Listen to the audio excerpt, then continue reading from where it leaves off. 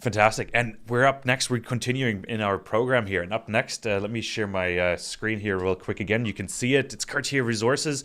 Philippe Cloutier.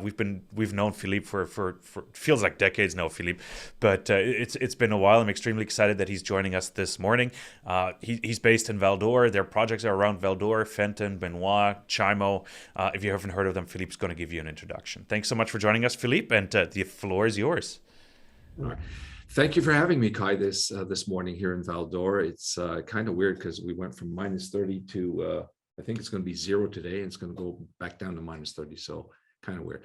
I'm going to just touch a general overview as of February 2022. And the way I'm going to do that is just give you a general corporate overview, and then present the 2021 achievements and how that set the stage for what we plan to do in 2022. And at the end of the presentation, I'll give you a glimpse of what we believe are going to be catalysts this year. I will be making forward-looking statements. So here is the disclaimer. Quick word on our capital structure: 218 million shares. We have just under $6 million Canadian in the bank, so well funded to do what we have planned for the year. And we have a very nice suite of shareholders: Agnico Eagle, the Quebec Sovereign Funds, Jupiter Asset Management, Ruffer, some very long-term retail that accounts for 33%, and 4% owned by management. Just a quick slide on our environmental social governance situation and pledge. We've been at this for almost 10 years. This year, we plan on obtaining the Ecologo certification. We recently signed 2 mineral exploration agreements with the Cree First Nations of Waswanipi. Obviously, we are in discussions as well with the Lac Simon Algonquin First Nations because they are proximal to our flagship Chimo Mine project. We're committed to board succession and diversity. You can refer to our circular, annual circular that's filed on CEDAR. And as a demonstration that we've been at it for over a decade, in 2011, we were bestowed the Environmental Excellence in Exploration Award by the AEMQ. And come full circle, they're the ones that are putting in place the Ecologo certification. So we're pretty proud of that. We operate essentially and only in the Quebec portion of the Abitibi Greenstone belt that you can see here. There's a bar scale at the bottom that shows you the extent of the belt. We have 2 groups of properties, one that's in the emerging Windfall mining district, Wilson, Benoit, and Fenton. Fenton is our most recent press release in January. And then obviously there's our flagship Chimo Mine project that's right along the Cadillac Fault and just east of Val d'Or, where there's, as you can see, many mills in operation. So at a glance, what were our achievements in 2021? Well, they were on 5 of our projects. Our flagship project, we delivered a third resource estimate, combined 2 million ounces indicated and inferred. You'll see the details of that in the next slide.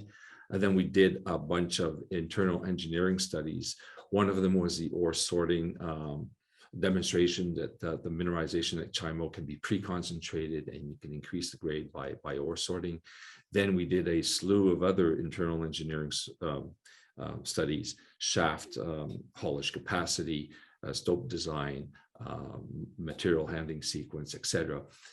They all indicated, a positive outlook. So we launched a PEA. Then there was Benoit. We tabled a maiden resource estimate, 240,000 ounces of gold. And then we conducted a 27-hole diamond drill program on the project. At Fenton, we acquired 100% of the project from SOQUEM, repatriated all the data, compiled it, and launched a new program. And just at the beginning of the year, we surrendered some very nice results from channeling. On Fenton, well, on Wilson, that is, we optioned it off to Hot Moon Resources, and they completed their first year commitments, including a 5,000 meter diamond drill program.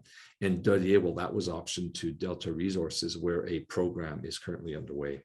So we're going to dive in, and I'm going to look at the Chimo Mine flagship project, and then just basically touch base on the 3 other projects. One slide for Chimo, and it says it all. On the left portion of the slide, you can see the historical production, past production of the Chimo mine. It basically produced from 1966 to 1997, 3 different operators. They started out in the mid-60s and were producing half an ounce material. And then Luvem came around in the mid-80s, and they produced another 100,000 ounces, around 6 grams per ton. And then finally, Cambier took it over, pushed the grade down even further, but mined even more ounces. And then you know, the mine ceased production in 1997, not for lack of ore, as you can see, but because of depressed gold prices. So the image on the right, on the left-hand side, is you can see the backbone, the shaft. You can see the drifts, and you can see in gray what was mined out, roughly just under 400,000 ounces. And then if you scoot over to the right-hand side of the slide, then you could see what we've accomplished. 60,000 meters of diamond drilling, 124 holes from 2017 to 2021, 3 resource estimates, and the screenshot is eloquent. It's a demonstration of the internal engineering studies, stope design, stope sequencing, the ramps, and you know, the underground infrastructure that you're going to have to build here. What I really would like to point out is that it is open to the east and to the west, and obviously beneath the main vectors or the known gold mineralization seen at Chimo. And then obviously the group of properties that we have to the north there in the Kivion Windfall area, Benoit, Fenton, and Wilson. Well, we're looking to repeat the process because they're projects that have similar characteristics to the ones that we've seen at Chimo. On Benoit, we produced a maiden resource estimate and then completed 27 holes, 17 beneath the deposit, and then half a dozen or 10 holes to the east and to the west. All of the holes beneath the deposit intersected mineralization and alteration. However, the gold grades were low, and so we're currently thinking what we're going to be doing with that project. On Fenton, well, we acquired the project mid-year last year and repatriated all the information and all the historical compilation work. And what we decided to do was to go back and ground truth the historical channel samples. What you can see here is the Fenton deposit that outcrops at surface and that had a wealth of historical channel sampling and diamond drill holes. We twinned all of those channel samples in order to fully understand the distribution and the characteristics of the mineralization. We also launched an aggressive and extensive geophysical program. And early this year, well, we received the results of the channel sampling program that you can see here on the screen. So relatively high grade, continuous, relatively robust zone. And we're going to factor our geological observations with the geophysical results that we recently received. We're currently building a diamond drill program. To our relief, we recently discovered that most of our targets can be drilled a year round, whereas initially we thought that, you know, we'd be restricted by some swampy ground. So more on that in the coming month for Fenton. At Wilson, well, I'm simply remind you that our partner is committed to continuing the exploration. And in the last year, they produced some really interesting gold grades only within that stippled area that you can see on the slide. And so we're looking forward to them continue advancing this project. And so that brings me towards the end of the presentation. And well, what are we looking at? Well, the PA that was launched at the end of the year for Chimo continues. They're currently looking at the various simulations that can be done for the project. The project benefits from a better gold environment price than in 1997 when it was shut down. The project continues to be de-risked with, you know, obviously 25 years of additional mining technology improvement. the undeniable fact that, Chimo is extremely well located, proximal to workforce, proximal to infrastructure. And as I mentioned, there is a significant potential for expansion along strike in that depth. And that's what we're also considering right now while we're working on the PEA. So we think that could be a key catalyst if the M&A market picks up and if the price of gold holds. And the other catalyst for the pipeline projects, well, there's going to be additional drilling on Wilson by our partner. FENTON, well, we're completing the design of the drill program, and we'll be announcing that pretty soon. And on Dudley, well, there's some more work being done.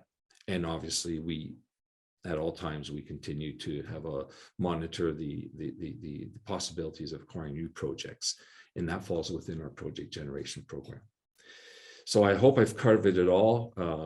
Unfortunately, Kai, maybe I was speaking too fast for the German translators, but I wanted to make sure I kept on track and in time. No, fantastic, Philippe. Great summary of what you've been working on. Maybe just for me as well, like what are some of the next steps when you talk PEA is in the works? You talked about extending the project. Are you drilling? What's the exploration budget look like for this year? What's the plan? Well, we've earmarked something like 5 to 6 million for the project, because the project itself can continue to grow at depth, and within, in the shallow areas, there's potential to grow laterally as well. But especially because of where the project is situated, obviously the brunt of the work right now, is at the PEA level, where they're running different scenarios. Do you want to build a mill on site? Do you want to custom mill at the various mills along the highway? And that brings us to trying to understand the upside and the continued advancement we could have on this flagship. I mean, Chimo definitely can continue to grow with time. And we also have this backup plan B, C, and D with our other pipeline projects. So all in all, we're in a very, very good place. And we simply have to find a way to outplay that investor fatigue that seems to have crept into Cartier. No, I think it's not just Cartier. I think there's in the sector overall, the sentiment. I just texted with Brian here as well. Like we're at 1859 gold, and the market is pretty much non-existent, right? So you would think there's been mega mergers as well, Kirkland and Agnico, two teams that don't have the same genetic makeup. Then you have IAMGOLD that's going through their little flurry, and then you have Yamana building Wasamac. No, things are happening here in the Abitibi. So we've positioned our company to be part of that action, and we're very proud of what we've accomplished. Philippe, one last question. It's from Stuart Semple here in the Q&A who's been asked. So it's great to love questions coming in. Hi, Philippe, any timeline on PEA completion? Unfortunately, I don't have a fixed date. Obviously, that it's work in progress. I would like to provide you with a date, but that's the nature of it, independent QPs and consultants. If I was able to call a date, then I don't think they'd be independent, would they? So, well, you can't dictate that, right? So that's unfortunately not how that works. But appreciate you answering that. And we have to move on, Philippe. Thank you so much for joining us this morning. There's one more question here in the Q&A that if you could ideally type that one out, that'd be fantastic. Thank you so much. Sure, I will. Awesome. Thank you very much.